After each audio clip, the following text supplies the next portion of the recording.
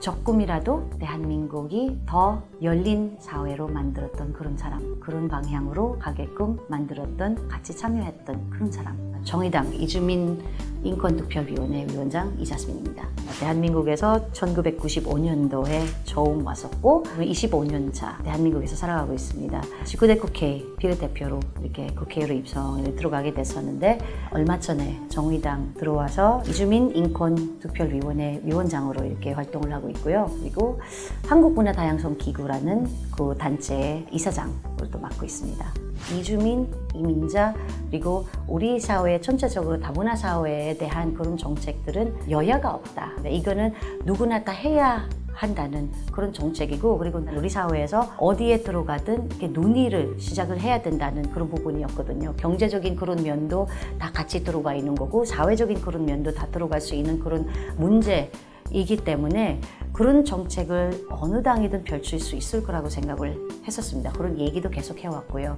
다만 2002년 당시는 계속해서 새누리당에서 제의를 받게 됐었던 거죠. 목소리를 낼 수 있는 기회를 잡았었던 거였었거든요. 심상정 대표님이 늘 해왔던 말씀이 있었어요. 저희가 만날 때마다 19대 국회일 때 우리가 데려갔어야 되는데, 우리가 이제 소수자의 목소리는 우리의 목소리이기 때문에 우리가 데려갔어야 되는데 참 힘이 모자라서 못 데려가서 정말 그게 가장 안타깝다고 그렇게 말씀을 하셨어요. 그래서 이번에 만났을 때도 똑같은 말씀을 하셨어요. 이제 좀 뭐 힘이 생겼다고 얘기를 하는 것보다, 내가 하고 있는 활동 혼자서 하는 것보다 누군가가 옆에서 함께 하고 있으면 훨씬 더 낫지 않느냐라는 그런 얘기하고, 그러면 제가 다시 다문화나 이주민 관련된 정책을 수면 위로 올라갈 수 있도록 노력을 해보겠다라는 그런 말씀으로 심상정 대표님의 제의를 받게 되었습니다.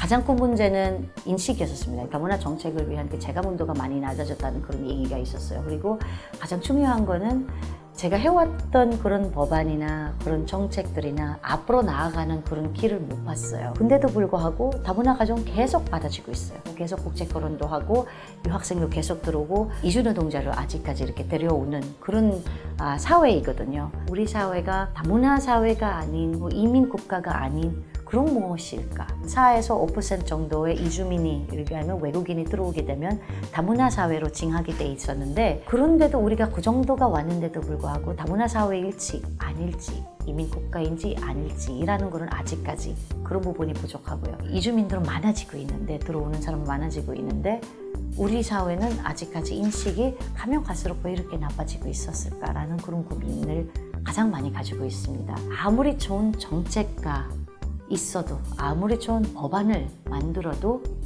사회적인 합의를 보지 못하면, 지지를 얻지 못하면 집행하기가 굉장히 어려워요. 사회가 왜 이렇게 부정적으로 나가고 있을까? 경제적 전망이 안 좋으면 안 좋을수록 약자들끼리 이렇게 좀 약간 그 파이가 작아지는 그런 부분을 말씀드렸고, 좀 약간 그것보다 타겟들을 찾게 될 거예요. 사람들은 조금 더 우리가 여유롭게 살고 있었으면, 나는 뭐 일을 하고 먹고 살만 하면은 누구나 아무 저 사람이 뭘 하고 있는지 상관을 안 하거든. 사실상으로 나는 별 문제가 없으니까. 근데 경제적인 침이 무거워지면 무거워질수록 타겟이 될 만한 그런 구성원을 작게 마련이라는 거 보니까 가장 아쉽게도 우리 사회에 여러 가지 약자이지만 그 중에 가장 더 약자인 거가 이주민인 것 같은 그런 부분이 들었습니다. 아시다시피 제가 내놓으면은 굉장히 큰 이슈가 되고 확대 해석하는 그런 경우가 많고, 괜히 누군가가 괜히 이주민만 도움을 받는 것 같은 그런 느낌 인 부분이기도 하고, 이주아동권리보장 기본법도 우리가 사실상 아동법에서, 우리나라 아동법에 이미 들어가 있었어요. 우리가 UN 아동권리협약에 가입을 하고 비준까지 했던 나라인데 시행령이 없어요. 보편적인 우리가 가입하고 비준을 했던 나라이다 보니까 당연히 해야 할 일인데 안 하고 있어가지고 했던 것뿐인데, 사람들은 그게 굉장히 이거는 뭐 외국인을 위한 아니면은 미등록자를 이렇게 기우기 위한 법안으로 이렇게 비춰져 있었던 거였거든요.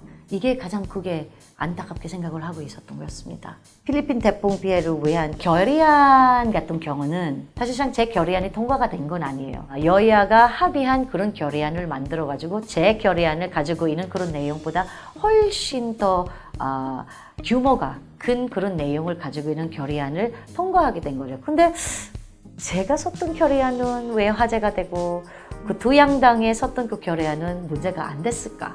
제가 만지게 되면은 다른 국회의원들보다 10번, 100번 더 생각을 하고 심지어 공동 발의하는 것도 10번, 100번 정도 이상의 이게 공동 발의해도 되나 안 되나라는 그런 고민을 늘 해왔었습니다. 일본군 위안부를 위한 얘기는 좀 약간 국제적인 그런 힘을 받으서 국제적으로 인정을 하고 많은 나라들도 많은 사람들도 우리의 똑같은 뜻을 가지게 되고 좀 많이 모여졌으면 좋겠는데 국회의 내에서는 그러니까 저는 그때도 얘기를 뭐 속기록은 안 들어갔지만 밖에서 회의가 나와서 아니 할 거면 의원님 그냥 광화문에서 하시지 더 알릴 수 있는 그런 방법인 그런 공개적인 그런 장소가 맞는 거지 국회에서 세워봤자 무슨 의미가 있겠느냐라는 그런 말씀을 했었거든요. 제가 국회에 들어가자마자 냈던 법안들 중에 첫 번째 냈던 법안들 중에 당연할 거라고 생각을 하는데 일본군 위안부 이제 소송을 걸 때 다른 나라에 일본에 가서 일본의 법원에서 이렇게 좀 약간 소송을 걸게 되면은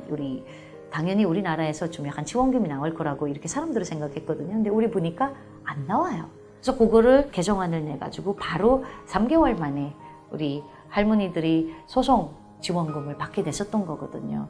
그리고 마찬가지로 일본군 위안부는 한국뿐만이 아니라 필리핀도 굉장히 많습니다. 필리핀에서 일본군 위안부 2분이 왔었어요. 오셨다가 수요 집회도 같이 참석을 하셨고 국회에 들어오기 전에도 수요 집회에 나갔었어요. 나오고 난 이후도 제가 가지고 있는 단체들을 계속해서 이렇게 저 나눔의 집도 찾아오고 하고 그러셨던 거거든요. 그에 대한 이야기 하나도 안 나오고 그에 대한 그런 평가 하나도 안 나오고 다만 내가 반대했다는 그 이유만 계속 나왔었던 거거든요. 제가 19대 국회 때 가정폭력분과위원회 위원장을 맡았었어요. 이주 여성에 대한 폭력이 끊이지 않습니다. 그때도 그 조사 결과에서는 한 900명의 이주 여성을 이렇게 얘기했는데 46% 거의 50% 가까이 다 가정폭력을 당했다는 그런 이야기를 합니다. 여성들보다도 더 사각지대. 그렇죠. 더 사각지대. 왜냐하면 일단은 그나마 한국 여성들 같은 경우는 가족이나 또는 어디에서 신고를 해야 할지 어디서 도움을 요청을 할지는 그런 게 있거든요. 이주 여성들 같은 경우는 다문화 가족 지원센터 있지만 일단 첫 번째는 가족이 없다는 거죠. 친구한테 찾아가기가 굉장히 어려운 특히 새로 오실수록 그런 일을 더 많이 당하고 있습니다. 얼마 전에 좀 약간 정말 살인사건이 일어났던 것도 아내가 한국에 온 지 3개월밖에 안 됐어요. 우리의 특례법에 보시면 가족 중심이에요. 해체하는 것보다 무조건 이 가족을 어떻게 해서라도 지키자라는 그런 기본적인 베이스를 갈려 있습니다. 우리 특례법, 가정폭력 특례법 같은 경우는. 그래서 재범률이 굉장히 높죠. 재범률이 높을 수밖에 없는 이유가 그래도 잘 살아보세요. 가정을 해체하면 안 된다라는 기본적인 마인드를, 기본적인 베이스를 가지고 있다 보니까 그거를 사실 좀 깨졌어요. 조금 더 가해자 중심인 그런 법들은 피해자 지원군 그리고 피해자 구제 중심으로 이렇게 많이 바꿨습니다. 근데 안타깝게도 임기 만료 100이 눈에 주지도 못했던 그런 법안이기도 합니다. 가정폭력 그때 특례법이 이렇게 대대적으로 이렇게 개정을 했을 때도 그런 아쉬움이 있었어요. 그때 당시 그 특례법의 개정안을 냈었던 그런 부분들은 한 번 더 그 부분을 다시 살리고 싶은 그런 마음도 있습니다. 이주노동자, 이주민, 다문화 가정에 대한 잘못된 인식들을 하나씩 정의당의 방식만이라도 하나씩 더 많은 국민들에게 좁할 수 있는 그런 방법을 생각을 하고 있었습니다. 우리 사회에 가지고 있는 잘못된 편견, 잘못된 인식 하나씩 바로 잡을 수 있도록 하는 그런 활동도 필요하다고 생각을 합니다. 신기한 거는 뭐 하나가 있었습니다.